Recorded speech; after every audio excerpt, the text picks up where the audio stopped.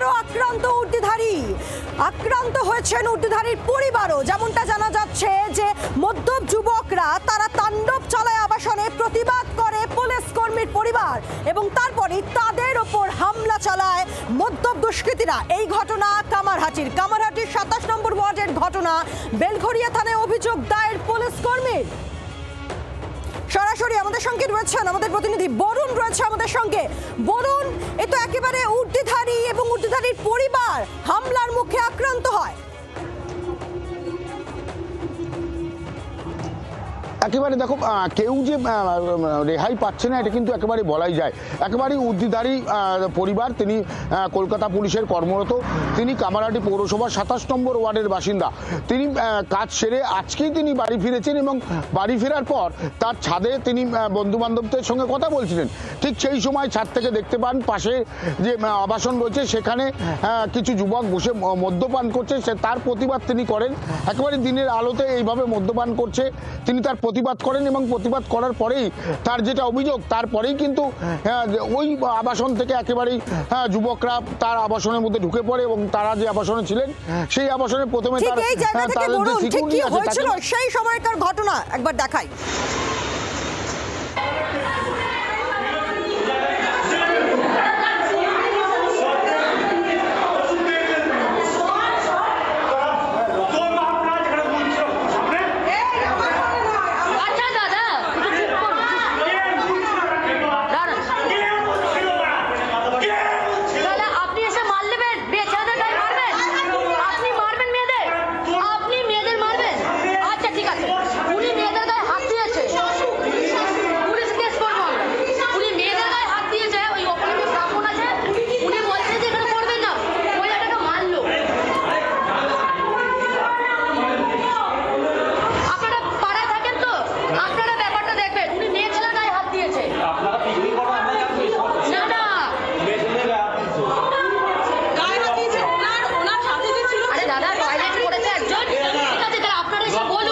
আপনারা এসে বলুন যে দাদা আপনারা কেন এটা বললে তো হয়ে যেত। আপনি বিয়ে ছেলে গায়ে হাত দিতে পারেন, এটা রাইট আছে, এটা রাইট আছে।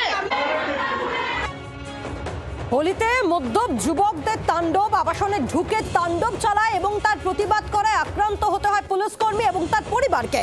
বরুণ আমাদের সঙ্গে রয়েছে আমাদের প্রতিনিধি সরাসরি। বরুণ, এই যে আমরা কথোপকথন যে অ্যাম্বিয়েন্স শোনালাম, পুলিশের ভয় তাহলে কোথায়? একেবারে এটা নিয়ে কিন্তু প্রশ্ন উঠছে যে সুরক্ষা কোথায়।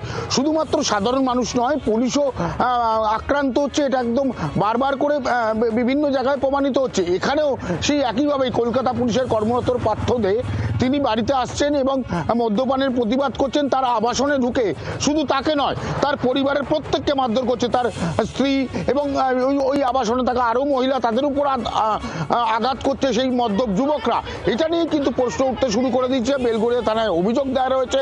বেলঘরিয়া থানার পুলিশ ইতিমধ্যে তদন্ত শুরু করেছে। কিন্তু এই ধরনের ঘটনা কেন বারবার আমাদের দেখতে হবে, এটা নিয়ে কিন্তু প্রশ্ন উঠতে শুরু করে দিয়েছে। যদিও এই পুলিশের বা এই পুলিশের পরিবারের তরফ থেকে জানানো হচ্ছে যে এই ঘটনা তিনি একেবারে প্রতিবাদ করেছিলেন মদ্যপানের এবং তারপরেই সেই যুবকরা একেবারে সেই আবাসনের উপরে চড়াও হয়, তার সিকিউরিটি গার্ডকে মারধর করে এবং তারপরে সোজা আবাসনের সেই সিঁড়ি বেয়ে উপরে উঠে আসেন। উপরে উঠে এসে সেই পার্থ দে, যিনি পুলিশ কর্মী, কলকাতা পুলিশ কর্মী, তাকে যেমন মারধর করা হয়েছে, তার পরিবারের তার স্ত্রী। এরা কারা? এরা কি স্থানীয় বাসিন্দা? এরা কি বহিরাগত? এদের কোনো পরিচয় কি জানা যাচ্ছে এখনো অবধি? দেখো, এখন অবধি যেটুকু জানা যাচ্ছে যে যারা এই উপরে এসেছিল ঠিক তারা, এরা কিন্তু এই 27 নম্বর ওয়ার্ডের যে পার্থদের যে পরিবার, তার পরিবারের আবাসন, তার পাশের আবাসনের তারা থাকেন এবং সেখানেই তারা মদ্যপান করছিলেন। সেই প্রতিবাদ করাতেই তারা কিন্তু সোজা একেবারে পার্থদের যে আবাসন সেই আবাসনে চলে আসেন এবং আবাসনে আসার পর তার উপর কিন্তু এই ধরনের তাকে মারধর করা হয়। এতটাই মারধর করা হয় তার হাত এবং পা কেটে গিয়েছে। তিনি বেলঘরিয়া থানায় শুধুমাত্র তিনি একা নন, তার আবাসনের পক্ষ থেকে অভিযোগ দায়ের করা হয়েছে।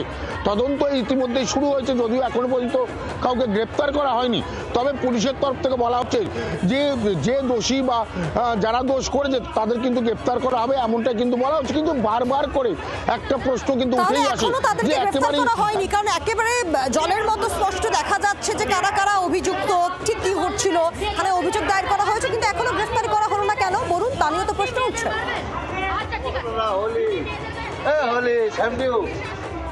একেবারে সেটা নিয়ে কিন্তু প্রশ্ন উঠছে যে কারা ছিলেন তাদের একদম, তুমি যেটা বলে জলের মতো পরিষ্কার, প্রত্যেকের ছবি দেখা গিয়েছে, প্রত্যেকে এসেছিলেন, যারা যারা এসেছিলেন প্রত্যেকের ছবি থেকে সেটা পরিষ্কার, এবং পুলিশ সেই ছবি দেখেই কিন্তু তদন্ত শুরু করেছে।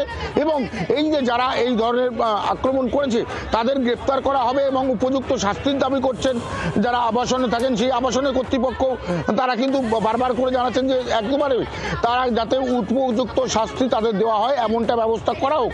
কিন্তু একটা আবাসন, সেই আবাসনের মধ্যে দুষ্কৃতীরা বা এলাকা যারা মদ্যপান করছিল, মদ্যপ অবস্থায় তারা ঢুকে পড়ছেন, মারধর করছেন, এই ঘটনা কিন্তু বারবার করে কিন্তু আবাসনে সেখানে যারা রয়েছেন তাদের নিরাপত্তা কোথায়, সেই প্রশ্ন উঠছে এই ঘটনার পর। ধন্যবাদ বলুন। আমরা কথা বলবো প্রাক্তন পুলিশ কর্তা সত্যজিৎ বন্দ্যোপাধ্যায়ের সঙ্গে। সত্যজিৎ বাবু, যে ঘটনা ঘটলো কামারহাটিতে, আবারও তো প্রশ্ন উঠছে যে পুলিশকে নিয়ে তাহলে কি ভয়টা কোথাও চলে যাচ্ছে? কারণ পুলিশ আক্রান্ত হচ্ছে, প্রতিবাদ করতে গিয়ে পুলিশের পরিবার আক্রান্ত হচ্ছে। দেখুন, এই যে ভয়ানক ঘটনাগুলো শোনা আপনাদের টিভির মাধ্যমে সবাই দেখছে, এতে সবাই আতঙ্কগ্রস্ত হয়ে পড়বে। এই জন্যই যে সাধারণ পুলিশ যারা আইন রক্ষার জন্য যারা নিয়োজিত এবং তারা কাজ করছে সদা জাগ্রত হয়ে, এখানে যদি পুলিশ ইউনিফর্ম পুলিশের গায়ে হাত পড়ে এবং সেইখানে ইউনিফর্ম পুলিশকে যদি তাকে কাজে বাধা দেওয়া হয়, এটা সম্পূর্ণ নিন্দনীয় কাজ, বেআইনি এবং আনওয়ারেন্টেড। এটা হচ্ছে 1 নম্বর। 2 নম্বর হচ্ছে যারা এটা করেছে যে কোনো ভাবেই হোক না কেন, যেই থাকুক না কেন, তারা বেসিক্যালি ক্রিমিনাল। মাথায় রাখবেন, এরা কোনো না কোনো পলিটিক্যাল সাপোর্টের মধ্যে থাকবে হয়তো। আমি জানি না কারা কোন সাপোর্টের মধ্যে আছে, কিন্তু ঘটনা হচ্ছে যে যারাই করুক না কেন তাদের কিন্তু পুলিশের এটা দেখা উচিত যে কারা এর মধ্যে রয়েছে এবং তাদেরকে অ্যাকুরেট সেকশনে, অর্থাৎ এই নন ভেলেবল সেকশনে তাদেরকে অ্যারেস্ট করা দরকার, তাদের পরিচয় বাইরে জানানো দরকার এবং সবাইকে স্পেসিফিক কেসে অ্যারেস্ট করে তাদেরকে কোর্টে প্রডিউস করা দরকার আছে। কারণ বার্তা যাওয়ার দরকার আছে সমাজ ব্যবস্থায় যে এই পুলিশের গায়ে হাত দিলে এবং বেআইনি কাজ করলে তাদের লকআপে যেতে হয়, জেল যাত্রা হয়। বাংলার আওয়াজ, বাঙালির আবেগ, জি 24 ঘন্টা।